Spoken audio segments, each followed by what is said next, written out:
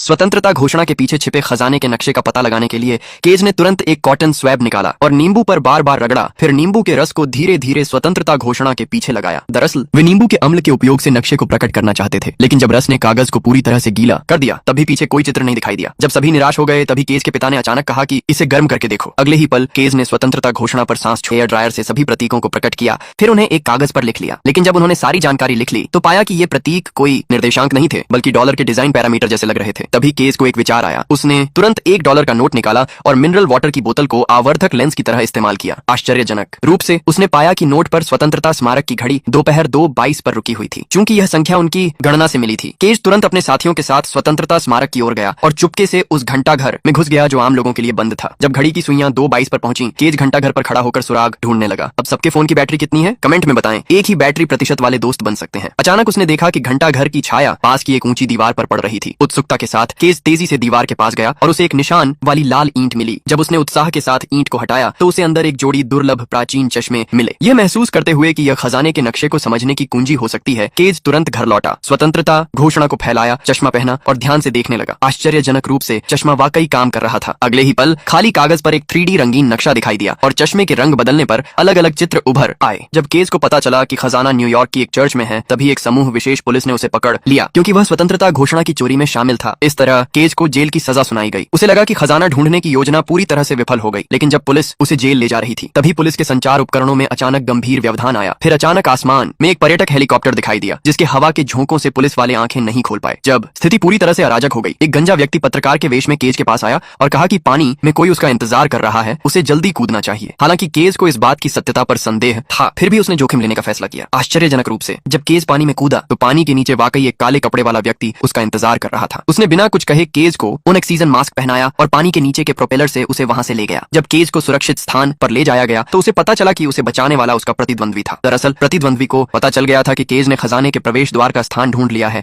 और वह भी हिस्सा चाहता था। हालांकि केज सहयोग नहीं करना चाहता था, लेकिन चूंकि उसके पिता को प्रतिद्वंद्वी के लोगों ने बंधक बना लिया था, इसलिए परिवार की सुरक्षा के लिए केज को उनके साथ न्यूयॉर्क की चर्च जाना पड़ा। जब यह पुष्टि हुई कि स्वतंत्रता घोषणा के पीछे का चित्र एक मकबरे का था तो सभी तुरंत चर्च के नीचे गए। जैसा कि अपेक्षित था, कुछ खोजबीन के बाद उन्हें आखिरकार खजाने का प्रवेश द्वार मिल गया।